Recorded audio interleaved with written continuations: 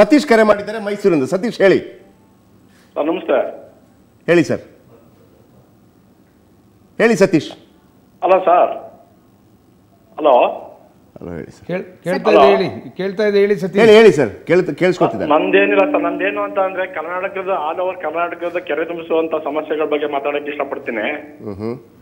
ಅಲ್ಲ, ನನ್ನ ಪ್ರಕಾರ ಏನಂತಂದ್ರೆ ಸರ್, ಮಾರ್ಚ್ ಏಪ್ರಿಲ್ ತಿಂಗಳಲ್ಲೇನೆ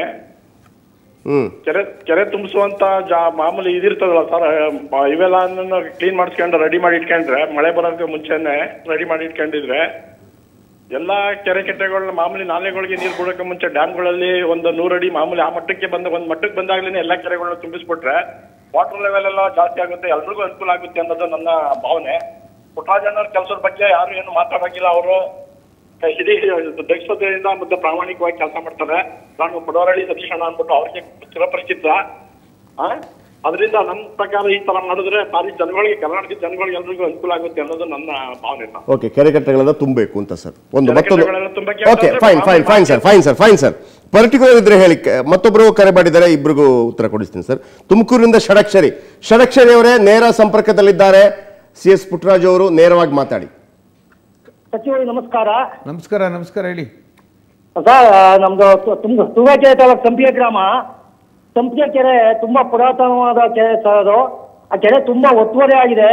ಆ ಕೆರೆ ಸ್ಥಿತಿನೇ ಕಳ್ಕೊಂಡು ಕೆರೆ ಬಹಳ ಒತ್ತುವರಿ ಆಗಿದೆ. ಒತ್ತುವರಿ ತೆರವು ಮಾಡಿಸ್ಬೇಕು ಅಂತ ನಾನು ನಿಮ್ಮಲ್ಲಿ ಕೈ ಮುಗಿದು ಕೇಳ್ಕೊತೀನಿ ಸರ್.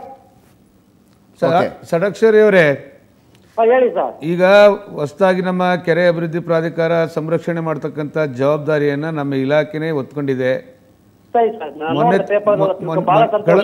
ಕಳೆದ ವಾರ ನಾನು ನಿಮ್ಮ ತುಮಕೂರಿಗೆ ಬಂದು ಸಭೆ ಮಾಡಿ ಜಿಲ್ಲಾಧಿಕಾರಿಗಳಿಗೆ ಸೂಚನೆ ಕೊಟ್ಟು ಬಂದಿದ್ದೇನೆ. ಯಾವುದೇ ಕಾರಣಕ್ಕೂ ಯಾವಂಥ ದೊಡ್ಡ ವ್ಯಕ್ತಿಗಳು ಒತ್ತುವರಿ ಮಾಡಿದರೂ ಅದನ್ನು ತೆರವುಗೊಳಿಸ್ತಕ್ಕಂಥದ್ದು ಆಗಬೇಕು ಅಂತಕ್ಕಂಥ ಸೂಚನೆ ಕೊಟ್ಟು ಬಂದಿದ್ದೇವೆ.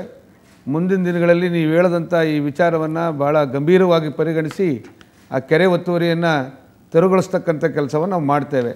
Yes sir, S. ರಾಜು ಕರೆ ಮಾಡಿದ್ದಾರೆ ಮಂಡ್ಯದಿಂದ. ರಾಜು, ನೇರವಾಗಿ ಮಾತಾಡಿ, ಸಚಿವರಿದ್ದಾರೆ. ನಮಸ್ತೆ ಪುಟ್ಟರಾಜಣ್ಣವ್ರ. ನಮಸ್ತೆ ಹೇಳಿ ರಾಜು ಅವರೇ. ಅಣ್ಣ, ಹುಟ್ಟುಹಬ್ಬದ ಶುಭಾಶಯಗಳು ಅಣ್ಣ. ಆಗಲೇ ಒಂದು ವಾರ ಆಯ್ತು ಹೇಳಿ, ತೊಂದರೆ.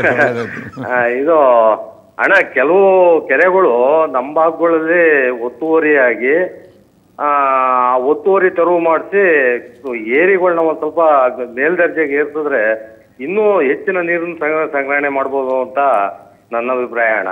ರಾಜಣ್ಣ, ಈಗ ಇಡೀ ಮಂಡ್ಯದಲ್ಲೇ ಅಲ್ಲ, ಇಡೀ ರಾಜ್ಯದಲ್ಲೇ ಈ ಕಾರ್ಯಕ್ರಮ ಹಾಕೊಂಡಿದ್ದೇವೆ. ಕೆರೆ ಸಂರಕ್ಷಣೆ ಮಾಡ್ತಕ್ಕಂಥದ್ದು ನಮ್ಮ ಇಲಾಖೆ ಬಹಳ ಗಂಭೀರವಾಗಿ ಪರಿಗಣಿಸಿದೆ. ಈ ರೀತಿ ನೀವು ಹೇಳಿದ ರೀತಿ ಕೆರೆ ಏರಿಗಳನ್ನು ಅಭಿವೃದ್ಧಿಪಡಿಸ್ತಕ್ಕಂಥದ್ದು, ಕೆರೆ ಹೂಳು ತೆಗೆಸ್ತಕ್ಕಂಥದ್ದು, ಕೆರೆ ಒತ್ತುವರಿಯನ್ನು ತೆರವುಗೊಳಿಸಿ ಸುತ್ತ ನಮ್ಮ ಬೌಂಡ್ರಿ ಫಿಕ್ಸ್ ಮಾಡ್ತಕ್ಕಂಥದ್ದು, ಆ ನಿಟ್ಟಿನಲ್ಲಿ ಹೆಚ್ಚಿನ ಜವಾಬ್ದಾರಿಯನ್ನು ಮುಂದಿನ ದಿನಗಳಲ್ಲಿ ನಮ್ಮ ಇಲಾಖೆ ನಿರ್ವಹಿಸುತ್ತೆ. ಓಕೆ, ಮಂಡ್ಯದಿಂದ ಮತ್ತೊಬ್ಬರು ಕರೆ ಮಾಡಿದ್ದಾರೆ. ಶ್ರೀಧರ್ ನಮಸ್ತೆ.